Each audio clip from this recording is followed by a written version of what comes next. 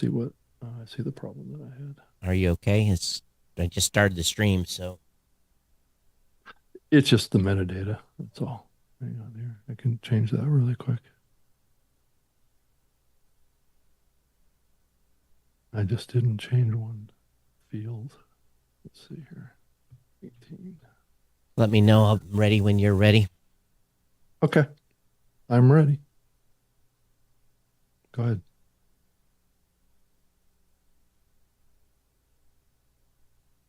Todd and Rob in the afternoon. Hey, afternoon delight. With Todd and Rob. Oh, yeah. Oh yeah, and here we are, Rob. Yes, we are. We're back. And it's been a interesting week. I just got out off. I don't think I'm allowed to talk about it yet, but I just got off a call with someone well known in the podcasting space, and it centers around privacy and some solutions to make listeners more private. And Well, I think we all know that Apple's been heading that direction. Right? well, it's not an Apple thing. No, I know, but there's definitely a concern and a trend line around user privacy, right? Yeah.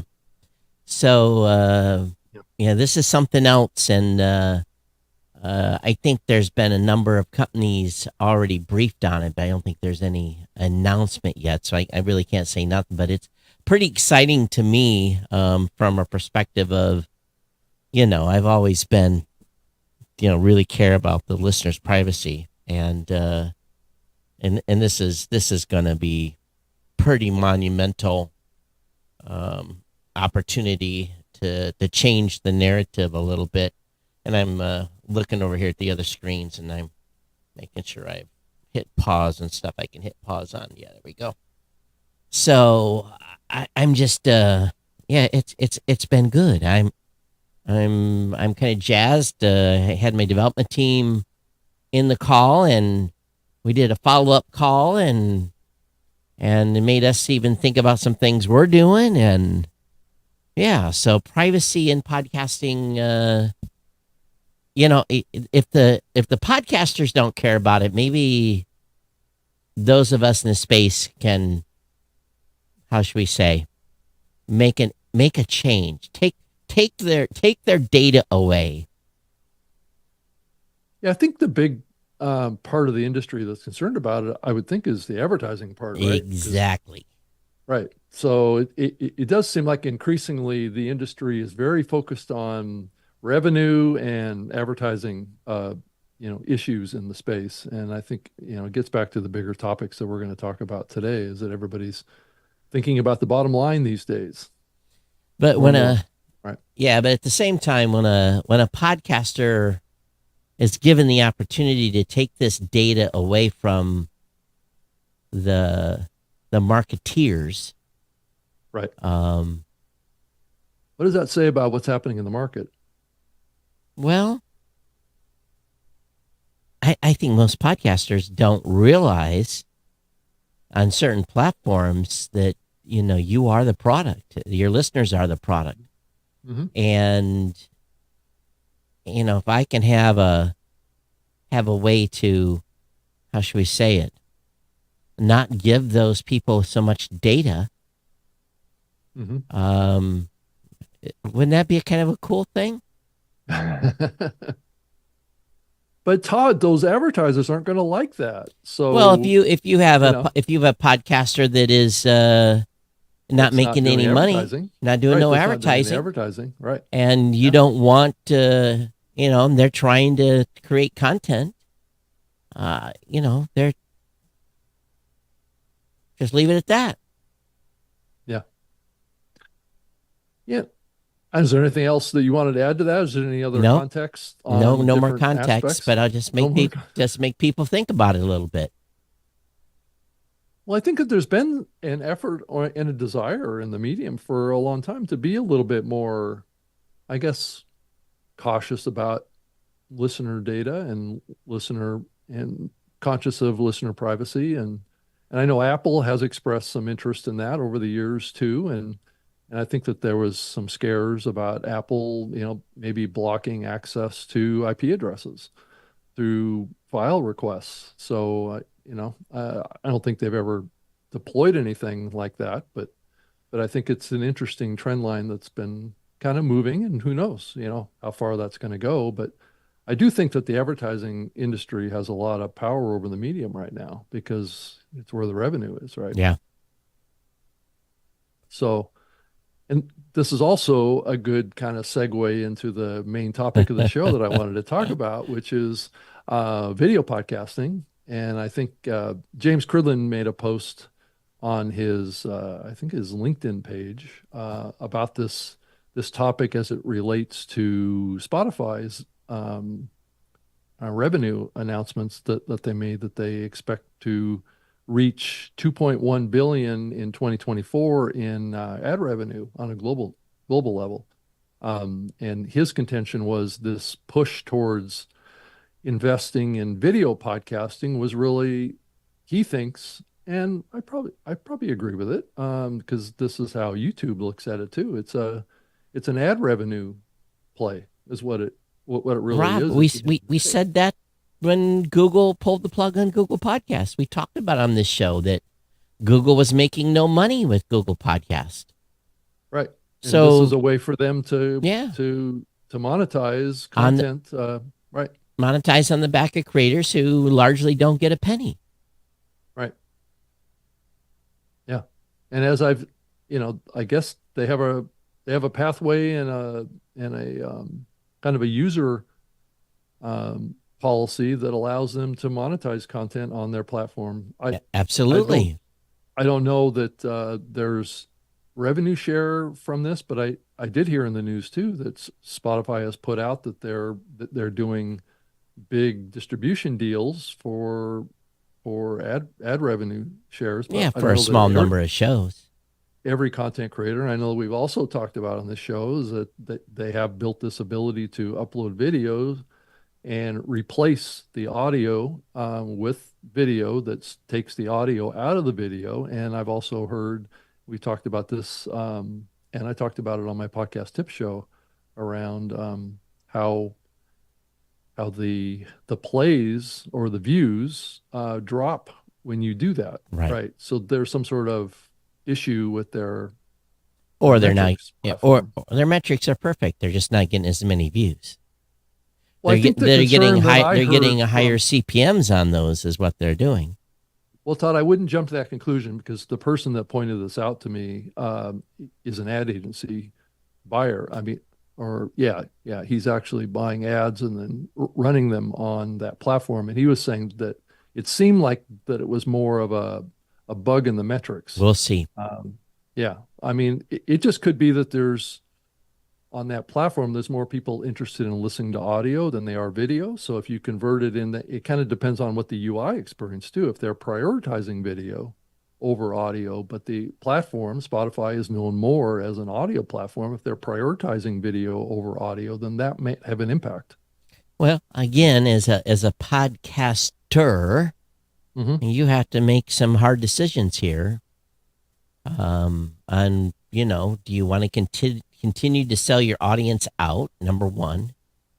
Do you want to allow them to monetize on your back and not give you a penny? Right. Why? Why? Yeah, they're giving you distribution. Yeah, they're giving you access to their platform. Is that worth it? Is that enough of a? I don't think most podcasters today even think about their listeners. I think the majority of them, don't care if they sell out their listeners and let them be remarketed and sold to by third parties. That mindset went away a long time ago, where podcasters were worried about listener privacy. So Yeah, I think it is a shift towards the industry thinking more about what the advertisers want versus what their audience wants. And I do But again, Rob, wonder about that. But again, for those, we have to make sure we're not segmenting stuff. For 5%, Right. or 6%, they want this advertising. They want deep learning. They want them to be targeted. They want all this stuff to happen. And then the 95%, it's forced upon them. And, that's the price you pay to be on the platform that you're on, is they take that data. Why did that company buy Podsights and Chartable on the same day? They didn't need the tech. They did not need the tech. They needed the data. What do they do with the data? Well, that's the economy now. It's a digital information economy. That's how Facebook makes money. That's how all these social platforms make money too, is on user data. So what if we take that data away from them? And targeting. Right. So what if we take that data away from them? Well, then likely there's less advertising that's going to flow into podcasting. Well, less advertising is going to flow into against shows that don't need advertising against their media. Or don't want to have advertising. Mm-hmm. Need is maybe, I'm not sure the full picture of the description of that. I think it's, there's a lot of shows that just, it doesn't fit their model to have advertising. Right. And they, and they don't want the things interrupted per se. Yeah. Whereas shows that are, and see, this is the dirty little secret. If you are not on pass-through, there's nothing you can do. And some podcasts on Spotify are not on pass-through. That's right. Today, even today, as a lot of people probably don't realize that, but that's how they started in this situation with podcasting, is caching. Yep. And the industry pushed back on them to get them to sign pass-through agreements with the big podcast hosts. Right. So, that, and that also explains why we're seeing pressure around the conversion to streaming too. Yeah. And that basically, minimizes really the need for RSS in the long run. I think there's a way ahead to protect, at a base level, 95% of the podcasters that are out there. Make it harder. I'll just say it that. We'll make it harder. But again, YouTube already, and Facebook already, YouTube and Spotify already have that data. They already know who your listener is. So, and there's very few people coming on that platform. And I think you have to have an account regardless. Yeah. So they know who you are. Yeah. I think you can be in there as a guest, but I think if you want to do certain things, they require you to log in. So they're gonna know who. So there's nothing I can do to prevent them from knowing who's listening within the app, because they're clicking. But yes, really. So as we see, I think this industry shift towards prioritizing revenue, I think that puts the focus on these bigger platforms, shifting to strategies that better support the advertisers.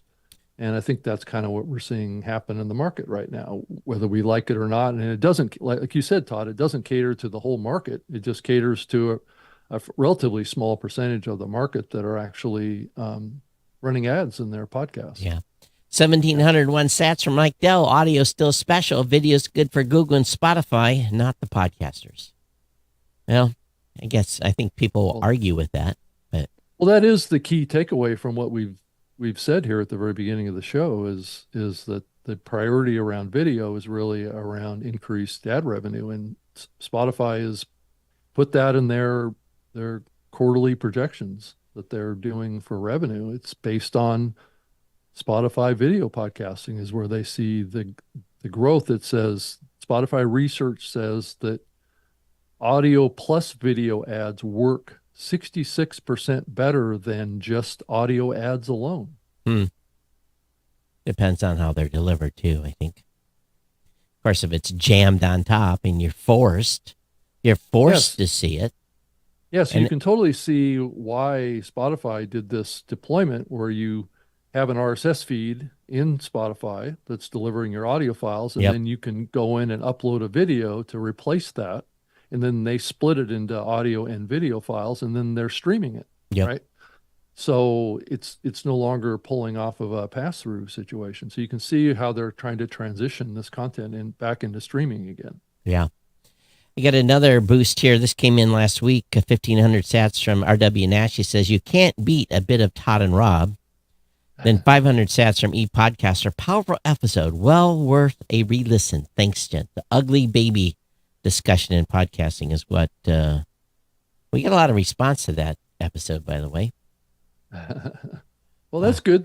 That's what we try and do here. Yeah. So, right. So, going back to what Cridland says, and I don't have my thing up here, so we'll have to. Yeah, I can read it too. He basically says, now I understand what's behind the rush to video and podcasting. Ad revenue. That's it. Just ad revenue. Google wants you to do it because they couldn't earn money from Google Podcasts, but they can shove ads in front of your listeners' viewers if they use YouTube. And Spotify wants you to do it because they can sell video advertising more effectively and earn more money.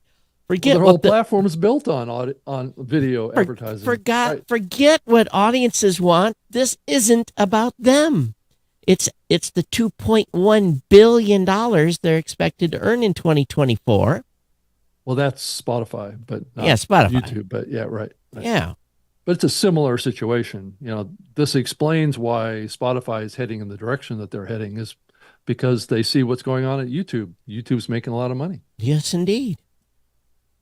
And you, the podcaster, get nothing. You get nothing. Unless you're a really big show. Todd, yeah. Well, again, they'll sign a $3 or $4 million deal. With yeah. you Well, content. Right? Those are few and far between. Meanwhile, the rest of us are just slaves, and we're providing revenue. They're earning money on the backs of our content, and we get zero. They're going to drive a lot of attention to content, so that's the big thing that we're up against. It's whose fault is that? You as a content creator, you drive where your audience listens to you. Well, that's always been this is kind of sparking a lot of memories for me as we think about the growth of these proprietary platforms. Is that's always been the value equation. I used to work at Microsoft and all this stuff, and I've seen this conversation happen in person at these big companies. Is that it's almost like the value equation for independent podcasters is the potential of audience, right? It's the potential of reach, right? Is what it's trading here. But if you already have a big show, then you're attracting audience to their platform, right? So they're willing to pay you. But if you're just a normal content creator and you're posting your content to Spotify or to YouTube or whatever, you're not really perceived as a driver of new users or a lot of revenue, right? So they don't put an emphasis on you. But if you're a big show, and you're not on their platform, then there's a value exchange that happens there. So this conversation that we've had repeatedly over the years is around, maybe the content creators need to band together and charge access fees. Well, do we need carriage agreements with I'm all for it. We've had this conversation in the past. Yes, we have, and we get scoffed. Oh, they'll never happen. Yeah. But it's almost like a union of sorts, right? So you're banding together to say, well, we're going to withhold something from the employer or the platform unless we get withhold 100,000 active shows from their platform unless you write a check or you get into some sort of revenue deal opportunity that's worth it. Right. Yeah. So they're never going to do that. Never. Well, I think we're too far down the path. Well, what we have is too much, we're too many people. an ABC, CBS, NBC can go over and say, hey, you know, you want me on cable, pay me. And that was what their value add is we got this great content. You want our 10 or 11 or 15 channels, whatever it is, you're going to pay us so much per subscriber. And that's why your cable bill's $200. So now, you know, your Spotify subscription is what, $14, $15. You know, what if there was a deal in there that, and it says, okay, we get $1 of every year subscriber for, you know, this amass of people, you know, per month, you know, that would be unheard of. You know, and I honestly don't think that you could ever, I mean, it would be a miracle. It would be a miracle to pull something like that off, because there's too many independents that would not play along. Well, it's because they value the clout and the reach of being on a big platform like that, right? So, you know, if they were to pull back on it, then they probably wouldn't have any significant distribution. Well, it'd be very simple. How you do that is, hey, those of you listening Spotify, starting next week, this show will not be on Spotify. You need to catch us X, Y, or Z off our website, and would train you for a month. We're leaving Spotify, or we're leaving such and such platform. It could be any platform. We're leaving here. We want, and you're going to lose some, but those that care, the important ones, are going to move where you tell them to move. You know? Yeah. I mean, if enough people did that to Spotify and even frankly to YouTube, it would have a dent on their revenue, no question. Well, YouTube much harder, because podcaster makes such a, you know, minuscule amount of their content. You know, it probably wouldn't work. But again, how many shows does it take to make someone sit up and go, hey, we got a problem here? It would take tens of thousands of shows. You know, they could lose 10,000 shows and no one would even know tomorrow. Yeah, well, over there, these platforms are pretty powerful now. Yeah, and if a content creator wants to reach even the potential of reaching an audience, they probably have to be on those platforms now. Yeah. So it's, you know, they have to be. You know, the challenge is people don't have enough patience now. Right. Most people are on a very short timeline for success, and, you know, so I get it. I do. I really, really do. But though, on a more positive note on this front, I have seen more and more content going to private community groups, right? That are building. You know, it's either a paid subscription access model or a free. It could be a Mastodon, or it could be you know, all sorts of different things. Well, that's happening. Schools or that's other ones. You know, it's because of, and it's mostly happening from YouTube creators. Yeah, it's because all of a sudden they, you know, they get demonetized because someone starts a campaign against them, and, you know, they start getting, you know, they say something wrong or whatever, and it's a survival mode at that point. The reason they're moving is they're thinking, oh my God, I am going to. You know, I'm going to be impaled by this moderator. And you've got individuals now that are, and matter of fact, I had a call earlier this week. I had a call about a show that is semi-successful on YouTube, and they're scared to death. Their representative talked to me, and they're like, "How do we? We need a backup plan." And, you know, now it's a backup plan. Now it's, you know, they haven't been cut yet, but they see the handwriting on the wall.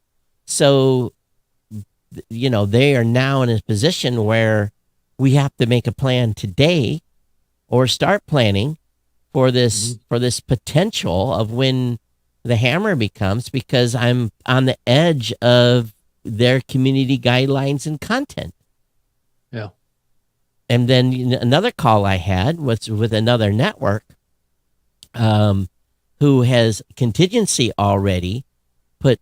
They have their podcast first, but they're putting their content on Rumble as a backup plan. So they have content on Rumble just as purely as a contingency. Yeah. Not necessarily a need right now, but they're thinking, a year ahead, what happens here.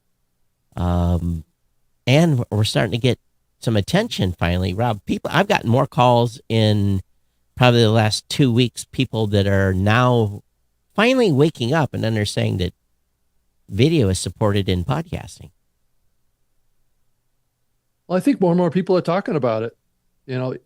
It came up. It comes up in my conversations all the time now. Of course, I make sure I mention it now about Apple, and who knows, if Apple will, turn on kind of like a UI update that will enable you to discover the video podcasts like they used to. Hey, Ted. Ted knows. I know Ted knows, but he does a search on the transcript when he doesn't. That's right. When he doesn't listen. By the way, Ted, that code you're looking at.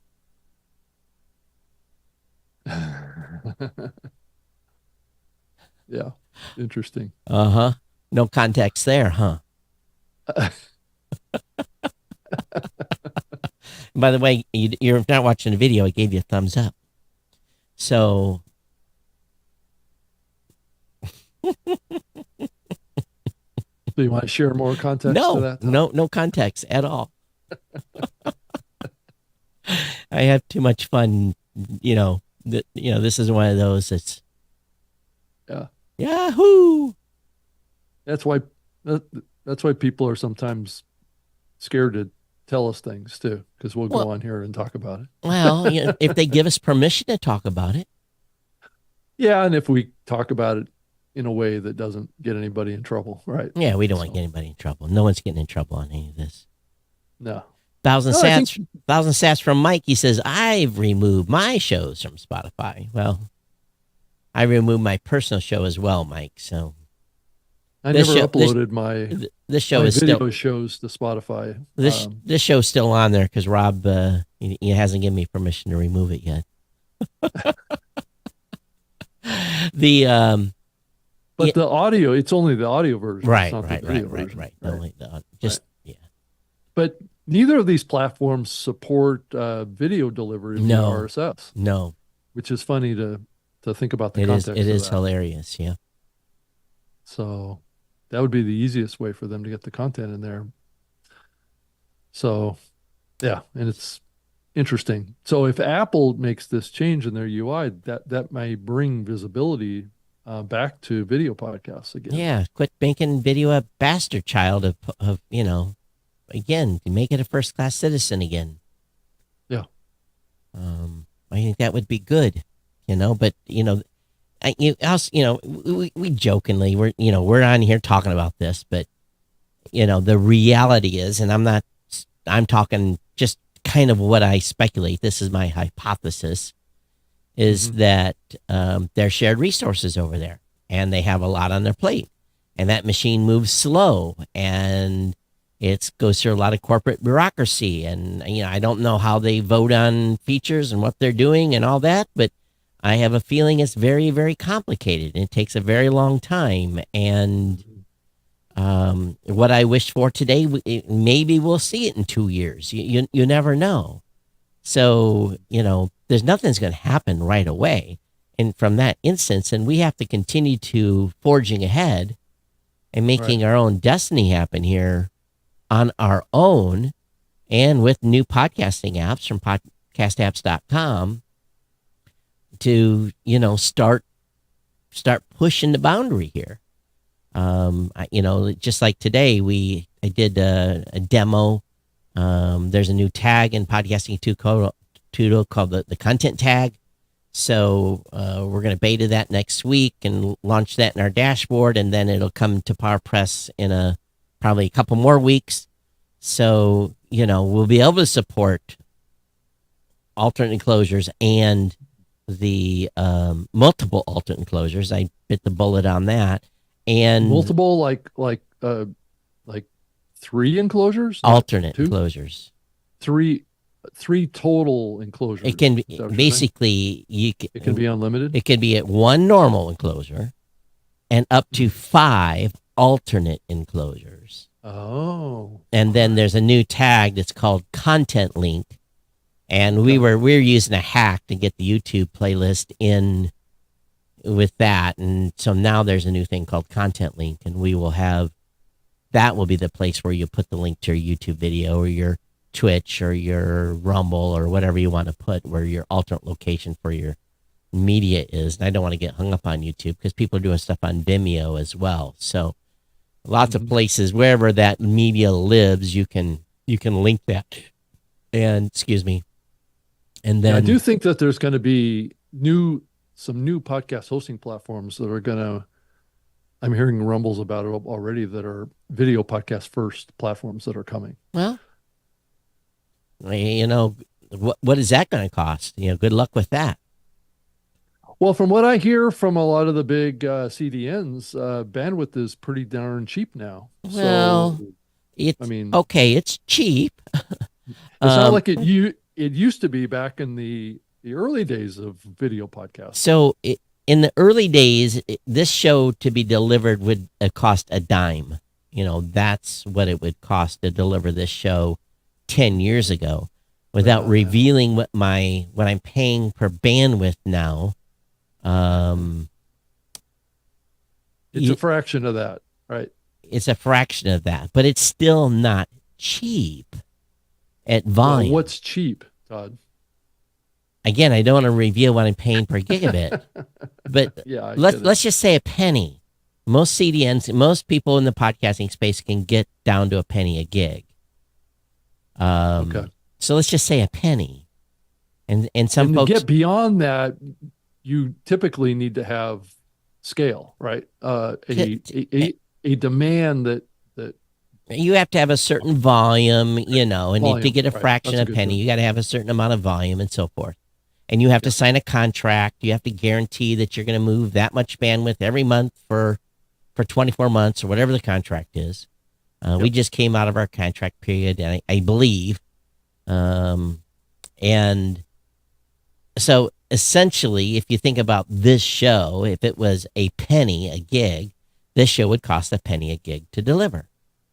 So 100 views on this is $1. 1,000 views on this is $10. So it's still not cheap as compared to audio. Yeah. And then cheap compared to, like, say, Spotify or YouTube's platform, right? Well, YouTube, yeah, exactly, because YouTube and Spotify is free. So, but if you... Yeah, but why are they free, Todd? So I think we have to back up. Right, why are they free? Because they're advertising the hell out of that content. Right. Plus both of those platforms have the scale. Right, the scale. That gets their per gigabyte transfer rates. YouTube and Google was brilliant. They bought fiber. So in some instances, they don't have to pay anything. They pay nothing. They go to the POP and whatever the exchange is. They may pay a little bit, but they pay a fraction. Yep. Their decimal point is probably over several decimal points in the scheme of things. Right. I mean, there's costs. There's cost. Never 100% free, but if they have their own fiber infrastructure, but if they're running if they're running an ad every 10 minutes, right? They're making a boatload of money versus the cost of the delivery. It's like free cash. They're probably 99%. Now they got overhead and servers and people.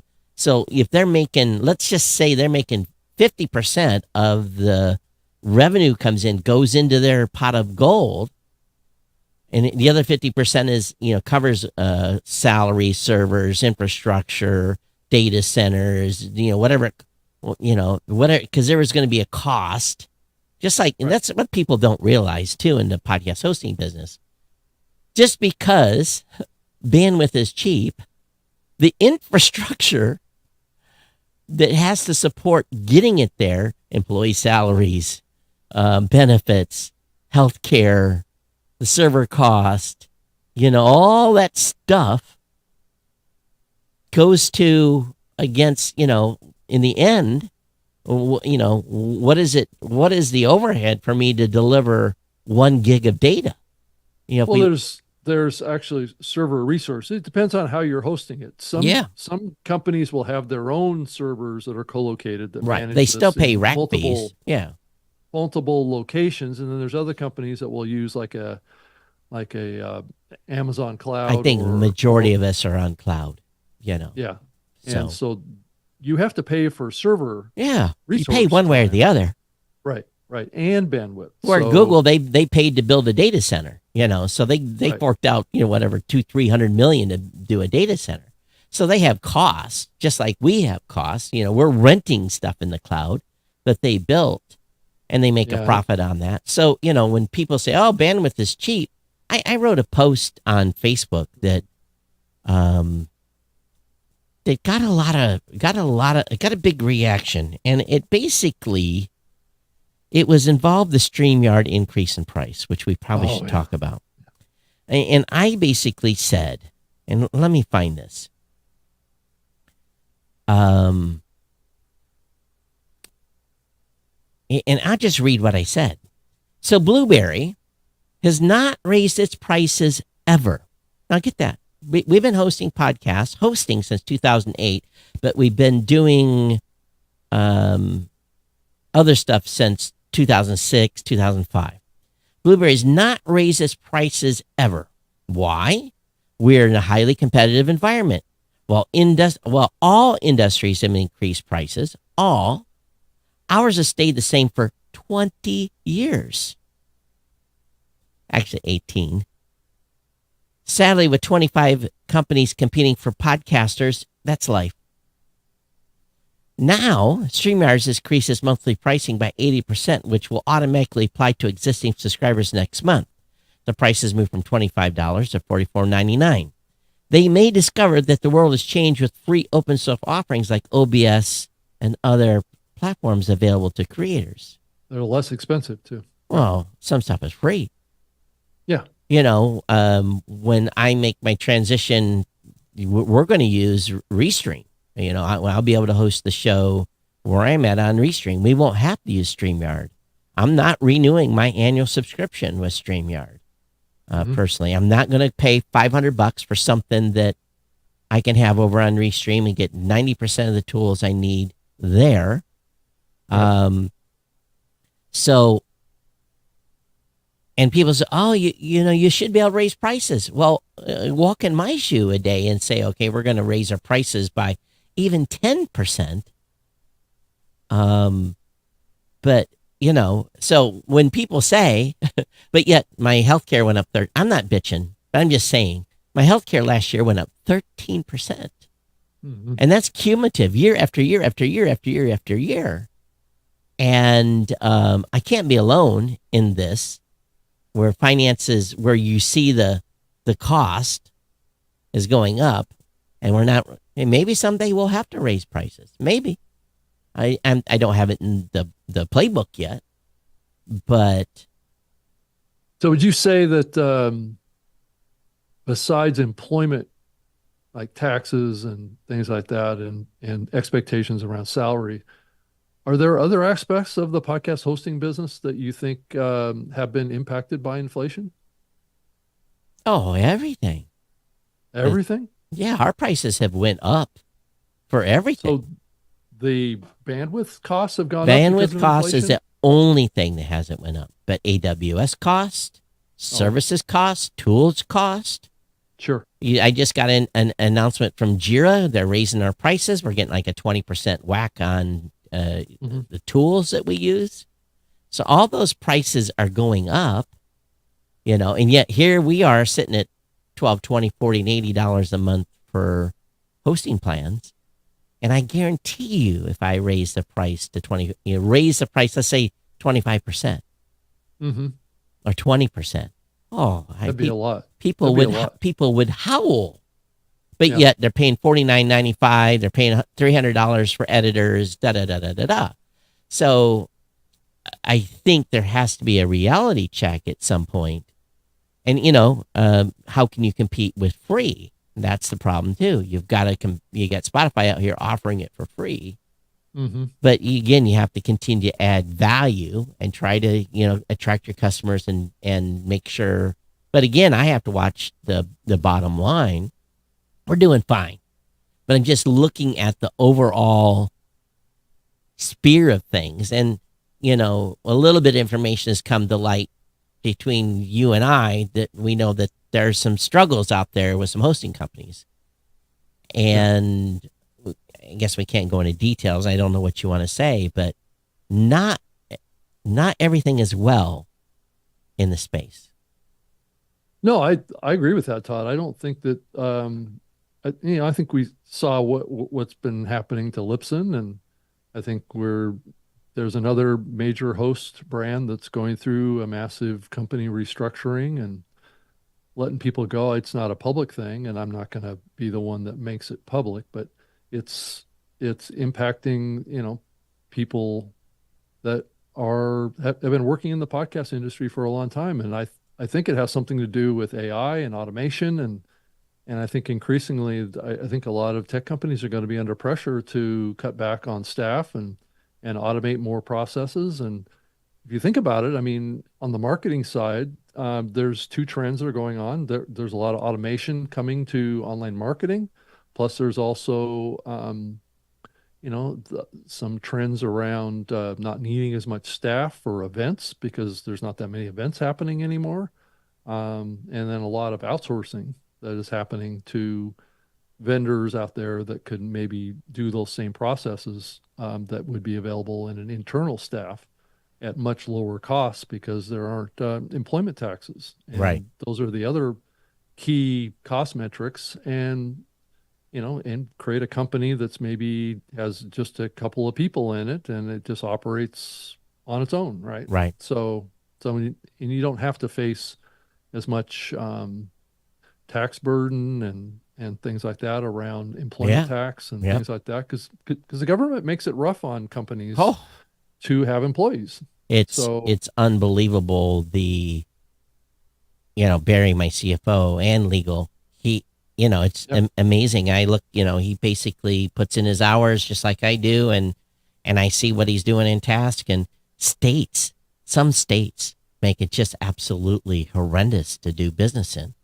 The amount of paperwork, we've got a number of employees spread across multiple states, and it's worse just having one employee in one state because you're doing this. It would be the same amount of work paperwork wise as like having 100. The administrative burden is unbelievable. And not to mention the federal governments, they make it mandatory. We have to fill out these census surveys. You have to fill them out. It's mandatory for companies. You can get a fine if you don't. It just goes on and on and on. Plus, there's legal risks that go along with being an employer too that a lot of times people don't think about too. When an employee leaves or you have to let somebody go or you have to, make changes, there can be legal things that can come up that can backfire on you. Or if you have to fire people, you're susceptible to higher rates of, for unemployment insurance and things like that. So there's always these penalties for employers to handle staff. So, so sometimes the easiest thing to do is just not have as much staff. And if a computer or a Android type of or a robot can automate things, that could be what we see happen in the future. And it does make you wonder.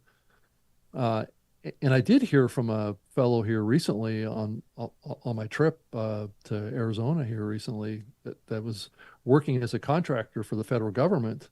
And his whole job is to put together programs to identify certain people in our economy for government hiring for roles in the government. And he says that there's a mandatory hiring activity that could be up to, I think, an additional 4 to 5 million federal government employees over the next 3 years.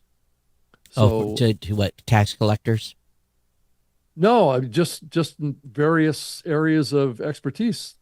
I think the federal government right now, and I'm speaking about the United States here, Currently employs about 4 million people right now. I think they're the largest employer in the I think country. that's a small number. There's that seems low. But But if you this include the fellow, military, yeah. yeah, so this fellow was telling me that there's a mandate that he's been given because of his contract with the federal government is to work on hiring up to 3 million more federal government employees. So, 2.87 million is the number oh, as oh, of it is? Okay. 2.95 Yeah. million as of 2023. Oh, okay. As the current employee, Current number. yeah. I don't think there's any other major corporation that employs more people than No. that. You know, it's funny. I got a call a month ago, and it was one of my federal connections that I had before, Mhm. and they were recruiting and for a specific job position, and that offer was pretty lucrative. Mhm. Obviously, I couldn't take it.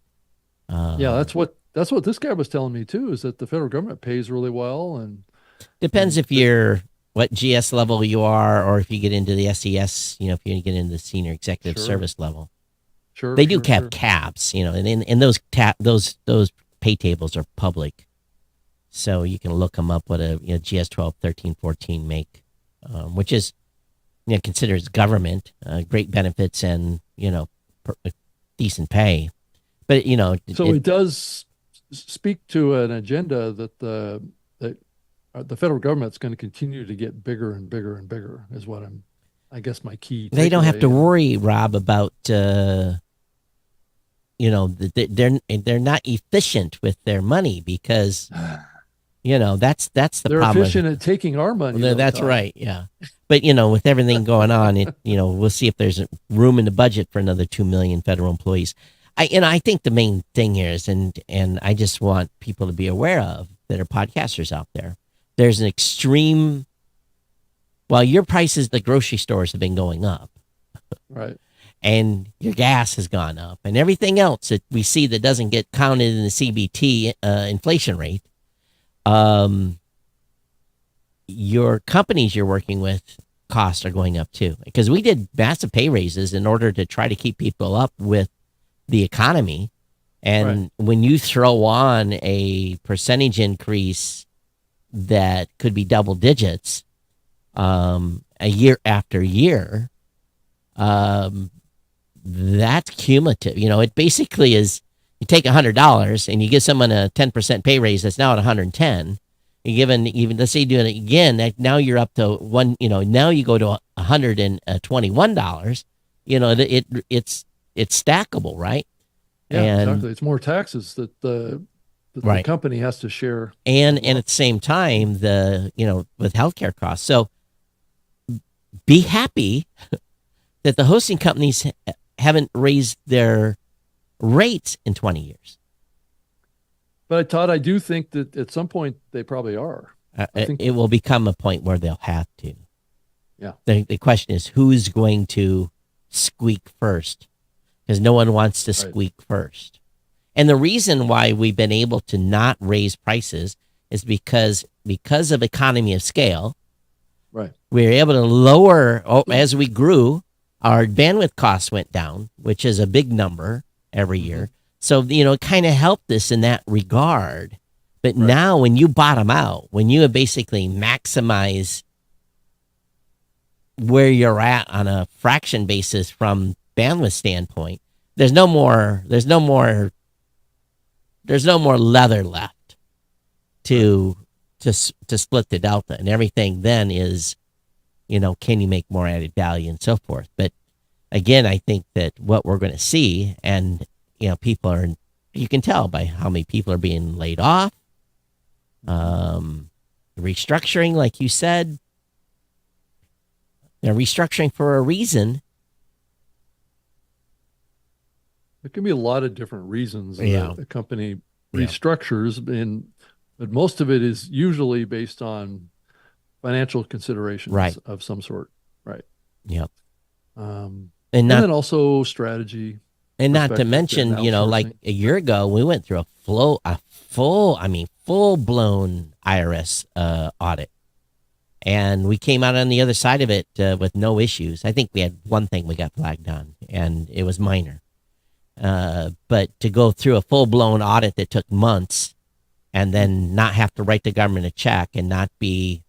It's a waste of your time. It was massive.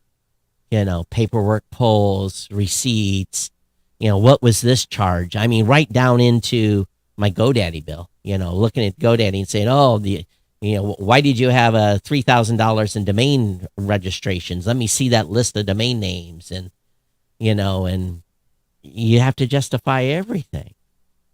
So, well, from what I remember, they hired 87,000 new IRS agents. well, that was before the hiring. We got whacked. I think it was just our time in the barrel. So, I think what happens then is, and again, I don't think you get away from anything at all at any point, but we came out good on the audit. That's good. So maybe we'll get a few years before we get audited again. Maybe if they can come back at any time and, ask to see something. All it takes is one thing to get flagged. You outside of their parameters of some cost. And that's even on my personal side. We're talking about expense. Because of I have a separate company that I operate under personally, and my workman's comp insurance went up $400. And I was paying like $1,000. Now I'm paying $1,400 a year. I'm paying workman's comp because I sit behind a computer and, no physical labor, but yet my workman's comp went up. And I'm just a sole proprietor business. So, yeah. Anyway, people probably think I'm complaining here. I'm sorry, but there's lots to complain about. But this is I think this is so everyone's affected, and maybe that's why Spotify is under so much pressure to get more revenue. They're a public company. Both Google and Spotify are public companies. They're under scrutiny. And if the earnings call doesn't go good, well, the stock goes kaput. Yep. You look at the Libsyn stock when it got delisted. It's worth you might as well have it printed and use it as toilet paper because that's what it's worth right now. So, and of course that happened a long time ago. But, I don't know. I did notice, Todd, too, that the IAB podcast measurement guidelines compliance continues to roll out across companies, and we're in the middle of ours. Buzzsprout was the most recent one that went to V2.2, I guess. And I guess Megaphone achieved 2.2 in late July, and I guess Captivate and Audiomeans. I'm not familiar with Audiomeans. I don't know Are you either. familiar with them either? Never heard of them. I wonder if there's somebody outside of the U.S. because I've never heard of them before. Is it Audiomeans? Yeah. MEANS? And Audiomeans, MEANS. Yeah, so they are a French. Looks like French. Est la solution tot on port. Oh. Yeah. So they are definitely they're French company. Yeah, I think many years ago we talked about on this show that there was the growing development of a different podcast metric standard in France. Wow, And it must be that didn't go anywhere. Yeah. I was surprised at the time because I knew that the IAB had offices all around the world. And I thought, well, why isn't the IAB guidelines being supported in France? But I guess there's a separate organization in France that wanted to develop their own separate podcast metrics because IAB hadn't established themselves as deeply in that market. So obviously that's changed. We've ours. There's a new provision in the certification that talks about on the exact word. It's basically the international side. No, it's basically one of the new certification requirements that makes you show to the auditors how you are detecting events. I guess how you use that word. So, we've had a pretty complex system in place for a long time. We know when how... you say events, are you talking about requests on the server?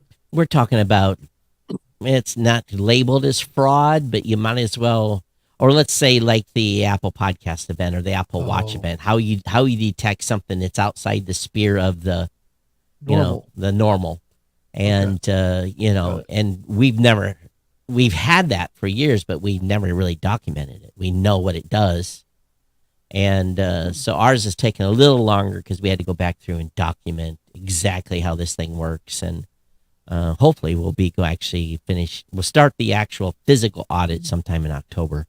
That's the goal, and maybe we'll be done by the end of October, but we're on track. Yeah, I saw some recent interest and discussion around the IP6 standard being increasingly supported in the medium.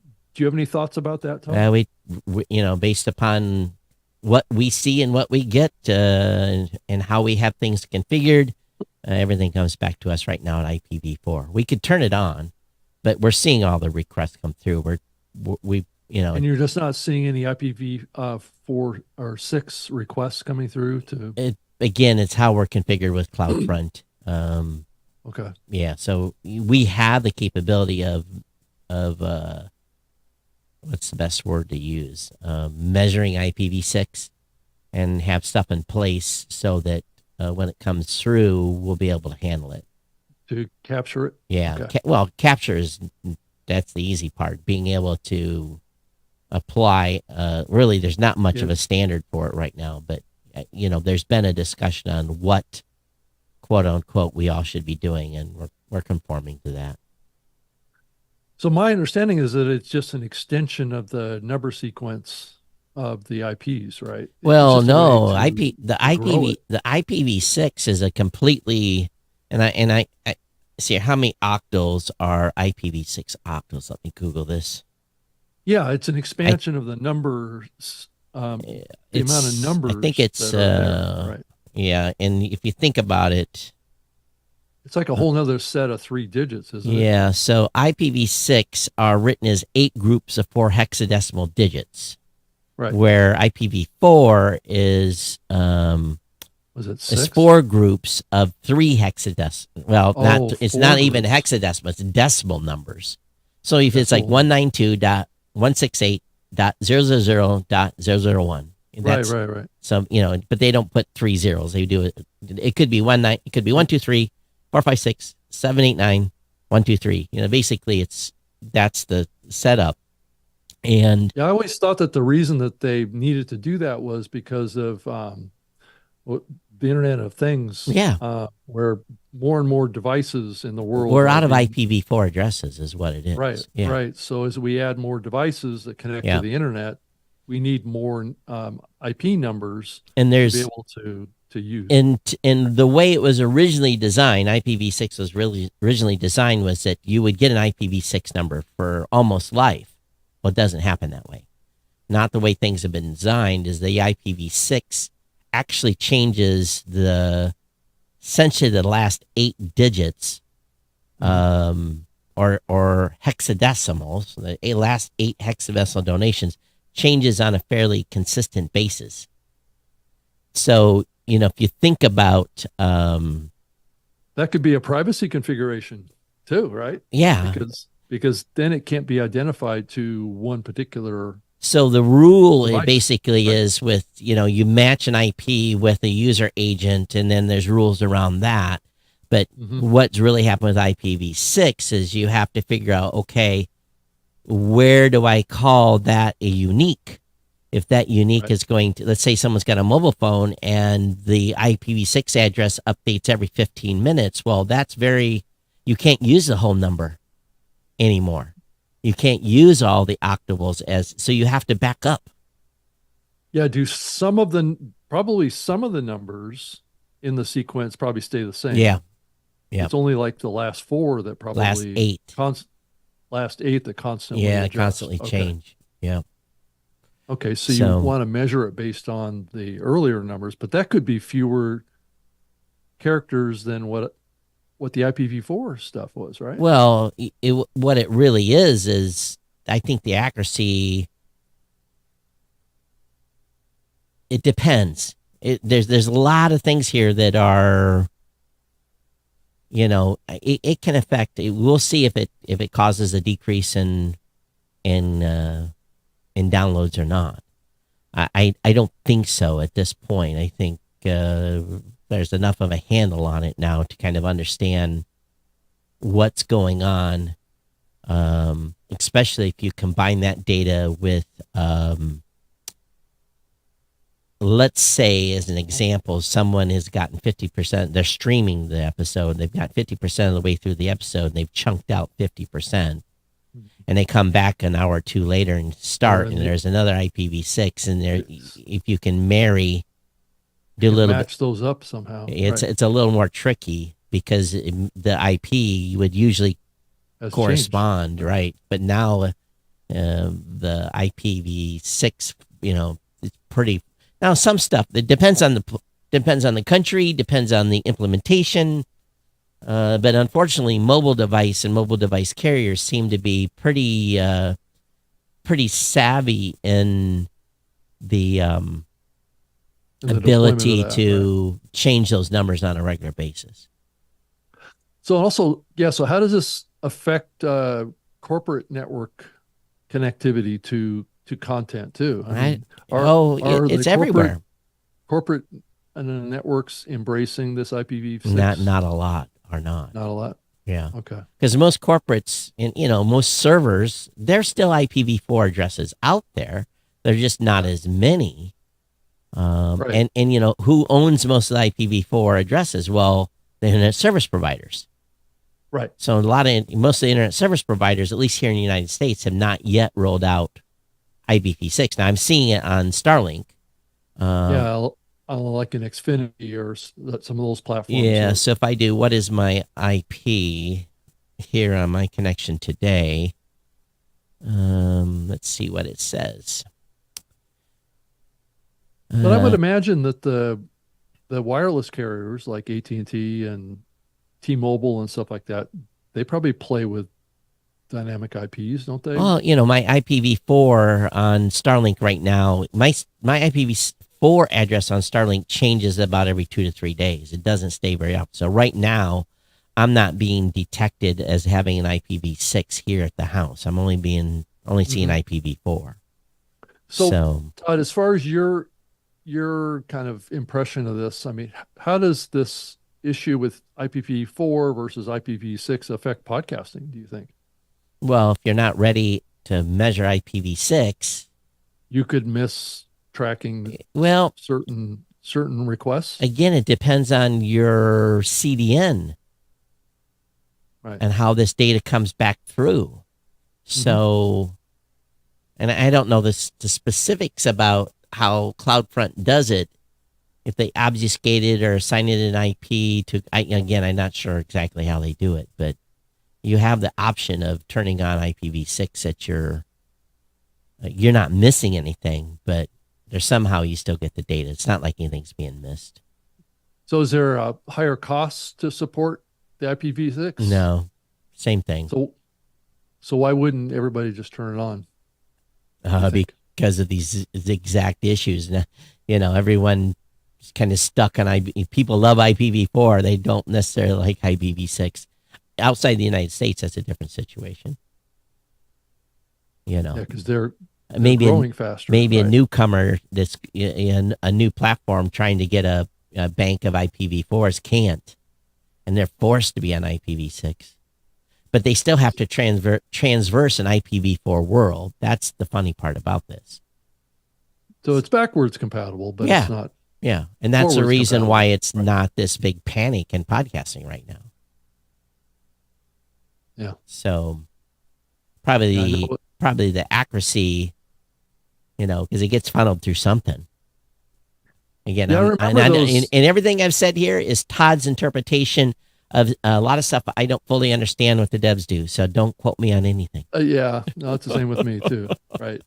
Yeah, because I do remember conversations on the IPv6 topic in podcast industry where there was a lot of worry and concern. There's been discussion at IAB about it, so I would imagine that's true. Yeah. Because I think this new 2.2 embraces it more, doesn't it?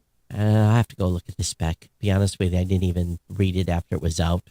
I let the dev team make sure we're compliant. Yeah, right. Well, I also wanted to mention too that Mr. Adam Curry, Oh, the yeah. podfather of podcasting, is going to be with us next Wednesday. Yeah, what are we going to talk about with Adam? I think there's lots of stuff to talk about with Adam. I think there is. Where we are in the industry right now, his views on video, his views on the podcasting 2.0 direction, and just I think just the overall kind of feeling that he has about what's going on in the podcast space. I know he's fairly anti proprietary platforms, so it's going to be an interesting discussion on that topic. By the way, Rob, happy 20 years in podcasting. Oh, well, thank you, Todd. I think you're a couple of weeks. Aren't you about to flip over to that too? A couple of weeks. You know, it's kind of funny. I went to the Wayback Machine, and I should show this. That's the best place to look for it, right? Yeah, and it's real funny. Actually, I got a little bit of a giggle out of it. The closest date I had, okay, let me just bring this up, see if I can find it. geeknewscentral.com. Go here, and got to go back to 2004, and I got to go to October. They took a snapshot of my site on October 14th. And let's see here. Okay, bring it up. I'm waiting for it. It's sitting here spinning or doing whatever it's doing. All right, so now, boy, this will be a blast from the past. Let's see if I can get on the screen here. So there's the old site. Remember that one? Yep. Okay, so if we go down here to October 9th, this was on movable type at the time, and movable type didn't put in they basically had a running flow. So October 9th had many posts. So October 9th, here it is, Geek News Central podcast number 1. I hope you all liked the first show. We really want your feedback on it. And then I started reading up on stuff here. And I said, Gmail to the rescue, bandwidth use for podcasters. I know we'll be okay on our bandwidth for our podcast. At least I think we will. If it gets real ugly, we'll distribute it via Gmail. So I was saying we'll send the podcast via email. With a huge amount of storage to offer, it could work out very well. Scoble always has the best connections. This is what he had to say about it. So there was a link to Scoble and bandwidth. And then I'm asking for feedback, and they said, the bass was too high. And I talked about stuff, Adobe Edition 1.5. I talked about my $8 microphone, which was probably part of and I thought I spent $15 at Walmart. It was $8. And then I said, podcast total downloads to date. This is comical. I decided to check and see how much bandwidth we burned the first 2 days of the initial podcast. I had to do the math 3 times, but I figured I made a mistake. Here are the totals. My logs show a little over 6 gigs. Wow, 6 gigs of MP3 downloads, with a podcast being a little over 12 megs. That makes total downloads nearly 500 for the first show. Somehow I can't believe it, but logs are the math don't lie. I received 50 emails from listeners. So it's kind of funny, that was such an early time about it. And then little did I know that, to be frank, shit would hit the fan, because I started running on a bandwidth. The second show, one word of warning for those of you who are going to do a podcast: make sure you have plenty of bandwidth. We'll be reducing the bit rate on all future shows. We went over 10 gigs of traffic for our first podcast. I've estimated the total amount of traffic. I received 100 gigs for this month, but this was the planning of doing 10 to 12 podcasts. I think with reducing the bit rate, we can keep in the allotted amount.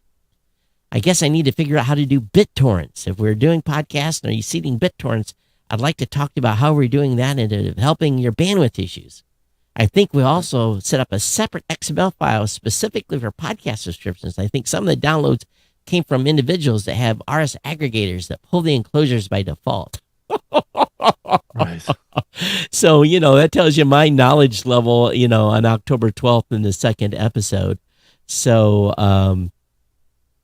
yeah, and And then here's the famous, I'm changing to this XML, geeknesscentral.com/podcast to XML. I had that feed address for 19 years before I changed it here recently. Because I was off the original index.xml. But, my theme music. I had to remove that episode earlier because AC/DC Back in Black was not the appropriate music to play for the intro of the podcast. So there's the Wayback Machine in my proof. Yeah, and here's mine. On the 15th of September of 2004 is when I started adding enclosures to my RSS feed. I had a brand new website back then. Wow, look at that design, Rob. Woo! Yeah. Well, it's here, if I open it up further, you can I probably know, but yeah. see more of it. But yeah, I had a whole, I had community, it had a store in it, it had a forum, it had all sorts of capabilities built into it. It Yeah. was built actually with a company that I worked with back then called InfoCreek, and they were a development company out of Ukraine. Wow. So I had a Ukrainian guy helping me with, matter of fact, I still have him on my email. Every once in a while, there's something I need help with. His name's Vasily. And it's the same guy. It's the same guy that I worked with to build this website. Yeah, that you're seeing on the screen. Vasily's still around, Rob. He is. I know he is. Yeah. So last time I had him help me a couple. I had him help me a couple of years ago with something with the website. Something to do with. So yeah. I guess that's how I got to know Vasily, was through you. Probably. Yeah. Yeah. I asked him how he was doing with the war going on, and I think he left Ukraine. I don't think he's in Ukraine right now. Yeah, I would think. Yeah, I would think he probably left. Right. Yeah. Yeah. He's in Bulgaria or something like that. Go ahead. Yeah, James Cridland made the connection on this post, and he posted it in the newsletter, but saying that I was podcasting before there was actually before the word approved name actually was issued. Because I think it was issued the same day. Did you call it a podcast in the post? No, I didn't. I called it RSS feed with MP3 enclosure. Okay.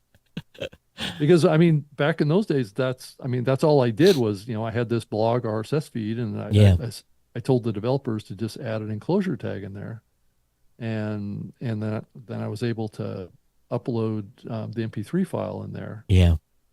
And it was still kind of a manual process back then. It wasn't like there was an RSS enclosure, script or whatever in the background. I had to go into the RSS feed manually and add that. So it was really kind of not fully deployed. I think the InfoCreek folks didn't really help me out with that too much. Hey, I want to talk a little bit about, I went to this AI event last week. Yeah. And by the way, welcome to level 2.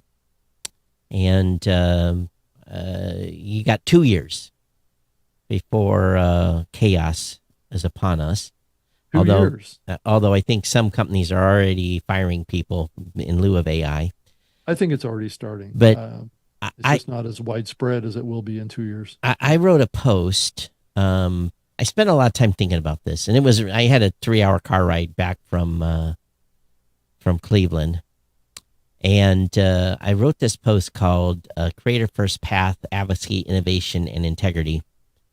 And it really was this reflection about how we founded Blueberry, where we're a creative first company, we built by podcasters essentially, and also covered a little bit of discussion about ethical AI practices and things that we do. So I really took, and this is like the third thing I've written recently. I did a couple on my own personal website because it was a little stronger language and probably wasn't appropriate for the corporate blog. And we last Tuesday, yesterday or Monday, we had 5 members of the team come in and we recorded a 20-year in podcasting event. We really talk about the beginning and things that we learned, and and I keep going back to one thing, and it came up again in this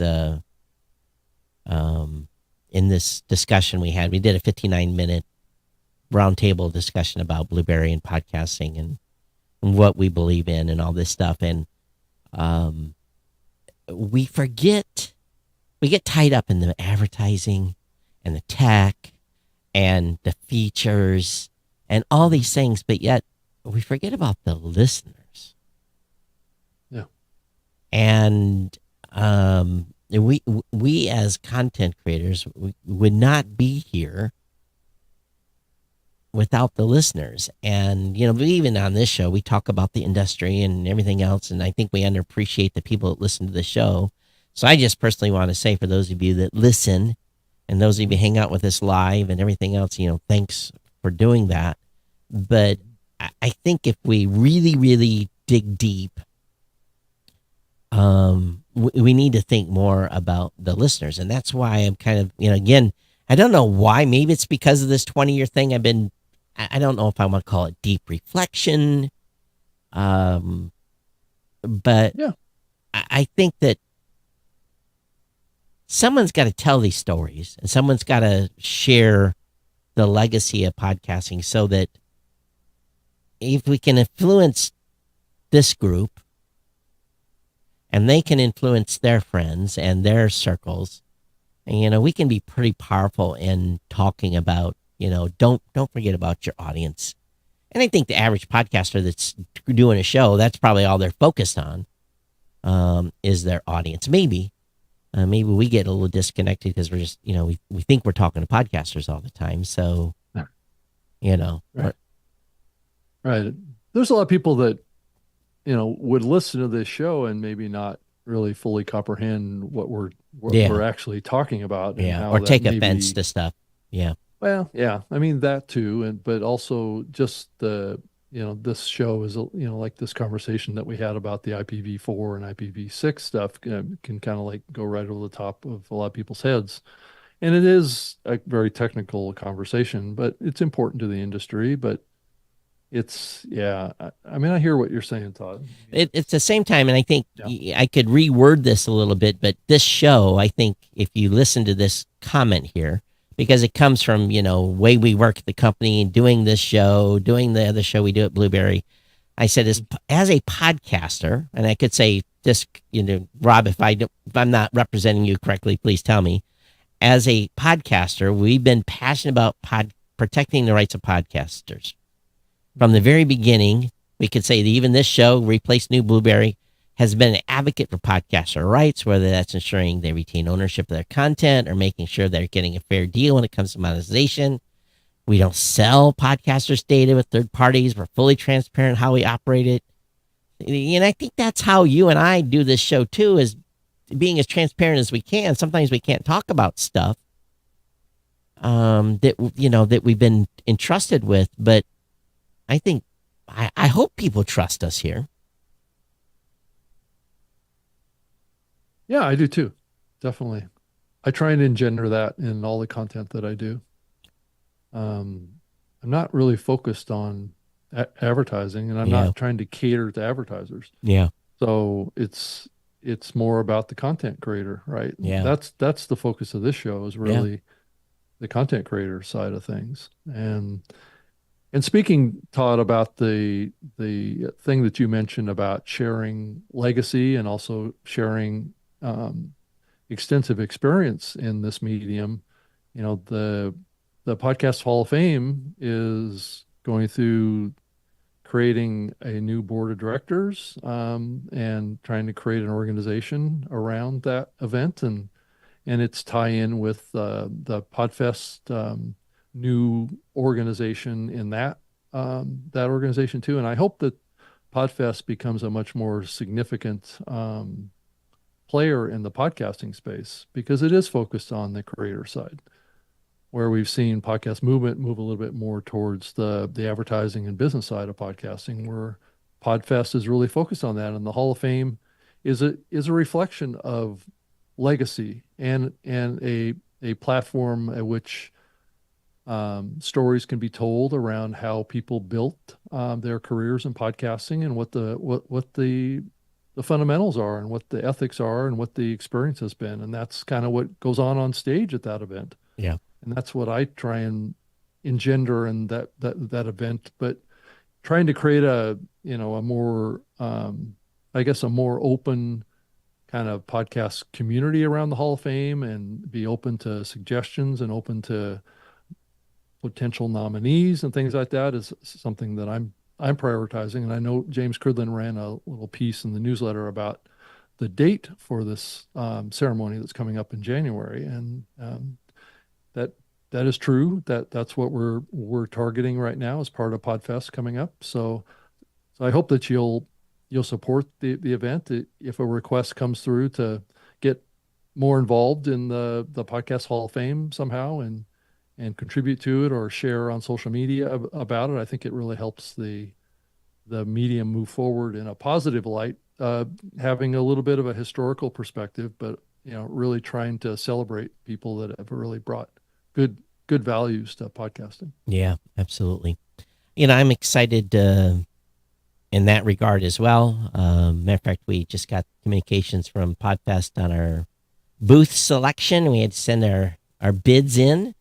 So our bids went this afternoon, I guess, for our booth location. And we look forward to and Rob, by the way, I don't know if you saw the email, but it looks like we are approved to do the new media show at Podcast Movement. PodFest, excuse me. PodFest, right. And I believe it's, I think the date that they set for that, I think is either the 16th or the 17th of January. It's Thursday, whatever day that is. I think it's Thursday. I think that's the first day of the event. I think that's the 16th. 4 p.m., I believe, is the date. And I've got approved for a session as well. I'm going to be talking about AI at the event. One thing about this AI event that I went to, and you have a room full of executives from, I was looking at badges, car rental companies, big Fortune 500 companies are at this event. And, I'm kind of like, I'm wearing the blueberry shirt, and you got to wear the colors. I got to wear my patch, my blueberry patch on my polo shirt. And that where some, was a good advertising for us. We had some good conversations, but, the common phrase in presentations was encompassing 2 words. I've never heard so many high-end professionals say "holy shit" in my whole life. They had these HS moments. They were like, "Look at this HS. Look at this HS. Look what's changed HS." And have you had your HS moment? Yeah, right. And one thing that I had been working on, and I probably won't talk too much about it, but I've spent a lot of time thinking about podcast stats and what we can use AI to help give analyze it, more data, right? And I'd been working on this for a while, and it's taken me a certain amount of time just to, kind of think about scenarios, and we got an input from other people. But when the new model came out, I had about a 5-page document. Well, first of all, I had about a 10-page document, just chicken scratch, that I got organized into headings and benefits and minuses, all these things. And why shouldn't we do this? And all these kind of a project paper. And I dumped it into the new model. And I said, okay, here's kind of what I want to do. Here's the 23 or some items I have in my list. Prioritize them in strength of idea, available technology, And I wrote this like 2-paragraph, because we're getting only 30 of these things a week with this new model. And I guess it takes a whole bottle of water to cool from every query you do, a bottle of water or 2 to cool the chips. And I hit enter, and this thing sit there, and it went through its thinking, analyzing, and I'm like kind of waiting like 25, 30 seconds, and all of a sudden it just started spitting stuff out. Right. I shared it with one of my team members, and I said, "You got to look at this." I said, "There's stuff in here I have never heard of before." Right. And him and I were open up a little chat window, and him and I were having our HS moment at that moment, because he's like, "I've never heard of that." And we Googled it, or like HS, and Googled something else in HS. And so what it really did, and it didn't tell us how to do it, but it linked to resources and potential ways to get the answers of what we're trying to do. Not all of it's AI, some of it's machine learning. So this reasoning capability, when used correctly, is pretty impressive. And there's going to be a whole new skill level to learn how to ask the questions. I did a couple of stupid things and wasted some searches on, but it's pretty amazing. It really, really is. I know someone that recently took some code they were working on in a certain language, and they converted it to JavaScript on the fly, and to make a few, error. He had to be a coder to know what was going on, but he had made a few changes.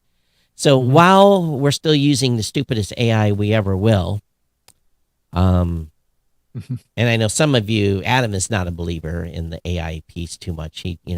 He's got mixed reactions on it as well. I just look at the efficiencies I've gained from it. And, again, you got to QA this thing, make sure it's not telling you to do something dumb.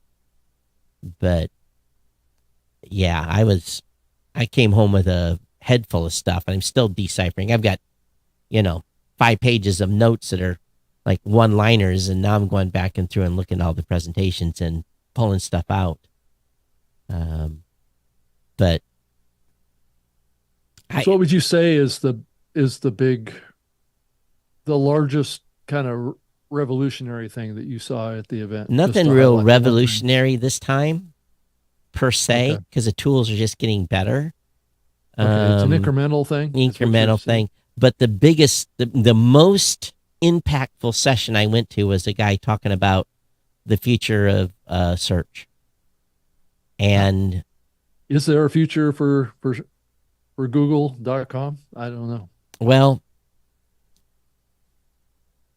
I guess the best way to say it is they're obscuring ChatGPT, Perplexity, and everyone is obscuring when people come to your site from those platforms. There's no user agent. You can't tell it came from ChatGPT. They used to have. They turned it on, turned it off, turned it on, turned it off. So you don't know what traffic's coming to your website from a large language model. So there's things you have to do now to get inference. You have to go a little bit now on intuition. If something happens, did my traffic change to my top 25 pages? Did you have to look at the timeline? Did the release of this new are you seeing changes in traffic? So that's not an exact science. SEO still exists. You still have to do SEO for the time being, but scary times ahead. And the main point that everyone kind of agrees on, and I've got a comment here, and this is the only one I'm going to share because this was an expensive event to go to, and you have to pay for the knowledge. And this really is kind of probably true in any marketing. You have to have a religion on what people love you for. And you have to know that your brand is the only thing that's going to count going forward. Your brand is the only thing that's going to count? Right. Forward? Because... Or is it your personal brand or a company personal brand, company brand? The same thing. The same thing, because the individual content that you are putting out today is not going to be found. That is going to go by the wayside. So you have to build your brand and have the basis so ingrained in people knowing what you do, what you're about. You have to have religion on what people love you for. So you need to know the personas of those that are consuming your content and make sure you are 100% focused on building that audience of customers or listeners or whatever it may be, Mhm. because that's going to carry you through this transition that we're facing here.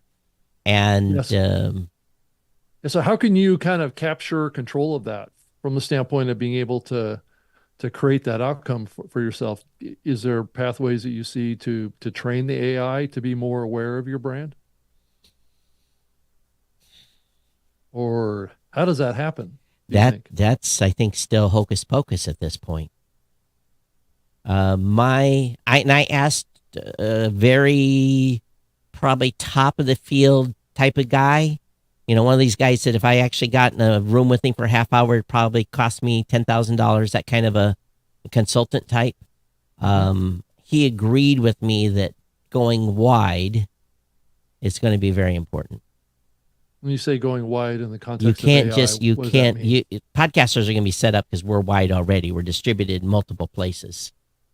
But for you to be It's, picked up as authority, you need to be being talked about on sites of authority oh, got and it. Yeah, getting because it's going out and scanning all of the content that's and available it's to it. ranking sites based upon the authority of the site, how good the data is. So if you start putting a bunch of SHIT on your website, a bunch of AI generated SHIT, the large language model will probably bring you down if they think that you're creating crap.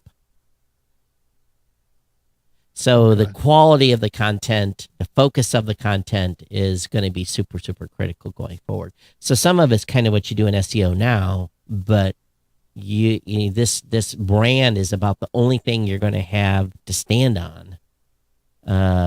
They termed it the fifth industrial revolution. Hmm. And fifth, Todd, where was the second, third, and fourth? And I think what was the industrial age, the second industrial or third or something. But anyway, they can Yeah. consider this the fifth. And if someone donates to my Geek News Central show, I'll share. Matter of fact, if you donate to this show, if you go to a little PayPal link on newmediashow.com, I will give you access via a link to the video where it talks about an hour of this SEO AI convergence. Hmm. But I'm not giving that up for free. So if you make a donation to this show or you make a donation to Geek News Central, I'll share the link, but you have to swear you don't share it with nobody. I'm being stingy on this one. Sorry. Todd, I wanted to share with you. I just did a query on Chat GPT 4.0 Yeah. for what are the top 10 podcasts about podcasting. Oh, did we make the list? We're the number one. Oh, that's interesting. I don't know if you did that search. Would it come up Okay, that so way for you? send me in. Okay, what was the exact words that you used? Top 10 podcasts about podcasting. Did you use the preview or did you use the mini? Which one did you use? I used the 4 Omni one, You, not the new one. you used the.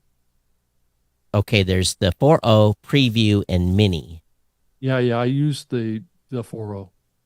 Oh, I used. didn't use the 01 Okay, so preview. let me Yeah. ask the 01. What Okay. I'll do the same thing with 001. And this Yeah, is really a waste of CPU topics here. What is what? What was it? top 10 podcasts about podcasting. What is the top?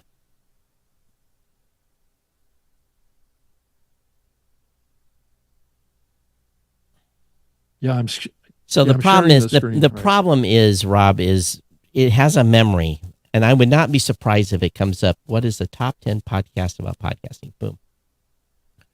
Thinking, Okay, I'm gonna. determining, identifying, guiding, learning and engaging. Oh, this is Can I- interesting. So number 1, Audacity Podcast, 2, School of Podcasting. 3 is The Feed. 4 is Podcast Roundtable. 5 is Podcraft. 6 is Podcast Engineering Show. 7 is She Podcast. 8, Better Podcasting. 9 podcast talent coach, and 10 podcasting step by step. So we didn't make that list on the new model. Okay, I just did a search for the same query, top 10 podcasts about podcasting, Yeah. question mark. And it in the chat GPT 01 preview. Yeah. And it came back as my knowledge cutoff was October of 2023. Yeah. That's And it what said the top 10 podcasts dedicated to the art and business of podcasting. Number 1 was Audacity to Podcast. Same with Daniel response. Lewis. Number 2 was School of Podcasting with Dave Jackson. Number 3 was The Feed from Lipson. The Podcasters Roundtable, which I know Ray doesn't do regular episodes of that show, so I'm not sure. And then number 5 is the New Media Show. Oh, see, New Media Show did not make my list. So it doesn't give you the same answer every time. Yeah, I guess not. So interesting. Well, though I think you typed a slightly different query than I did. I said, what is the top 10 podcasts Okay, about I didn't podcasting? add the what is part. Oh. I just typed in top 10 podcasts about podcasting, question mark. Oh. Gosh, you're costing me search queries here. I am. You got plenty of them, Todd. Okay. It'd be interesting to do that in like Grok and Gemini just to see what it came back with. But I think what this is an example of is that as you think about your brand and your company, Yep. people will do search queries Absolutely. Just like they this. might do in Google, right? Yep. And AI is going to rank these things based, I don't know what the criteria that it's using to come up with this. So it's funny. My results were not the same as yours. School of Podcasting, The Feed, Audacity, Pod News, She Podcast, Podcraft, Buzzcast, Podcasting Business, School, Better Podcasting, Podcast Ponification. So again, we didn't get the same results. So very curious. Yeah, it says at the bottom, it says, note, rankings are subject and based on popularity, content quality, and industry impact as of 2023. Mine says these podcasts provide a wealth of information that can help you navigate the podcasting landscape, whether you're just starting out or looking to elevate your existing shows.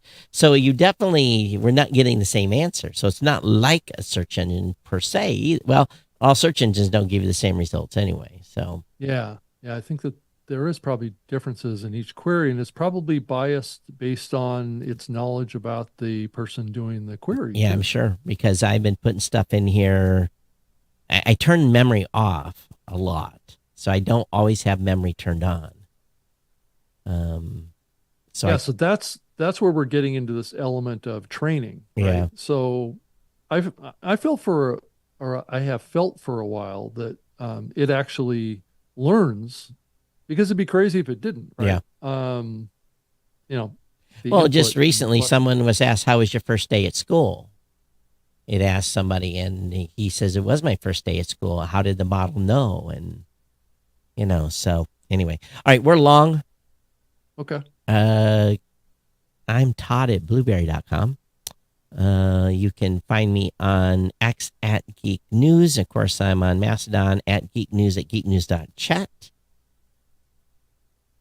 Rob? Yeah, I'm on X as well at Rob Greenlee, 2 E's on the end, as well as on YouTube at Rob Greenlee, and on all of the social platforms, LinkedIn, Rob Greenlee as well. And so I'm pretty easy to find. Just do a search in Google or actually Chat GPT, and you can find me that way too. Or you can send me an email, rob.greenlee@gmail.com. It'd be great to hear from you. All right, Rob. So I am good for next week with Adam, but the following week of October 2nd, I am not. We're having our team get together down in Palm Beach, Florida. And so we'll be a fancy place to have your team retreat. Yeah. One of our team members has a place down there and has a relationship with we families and friends deal down there. So it's still expensive, not that cheap. Yeah, of course. But we're going to go down and figure out how we're going to conquer the world for the next year, or maybe how to survive the next year. Maybe that's the better way to say it. Right. Yeah, But who knows what the next 6 months. And then when we come back on Wednesday, October 9th. That's my 20 year in podcasting. And I will actually be doing this show and then Geek News Central that night. So 2 shows in a row because I want to do a 20-year show on the night of the anniversary. So, Got it. and for those of you that's been in chat, thank you for being here. Pretty quiet today. Lots of you watching on YouTube, but not too much commentary today, which I guess that's okay. And let me check the Healy pad here. No new sats coming in. So was anybody streaming, watching us live? Let's look at that. No. So don't forget about those new podcasting apps at podcastapps.com. Rob, I'll see you back here a week from today with the pod father, Mr. Adam Curry. So should be a fun show. It should be. Yes. All right, everyone. Take care. We'll see you next time. All right.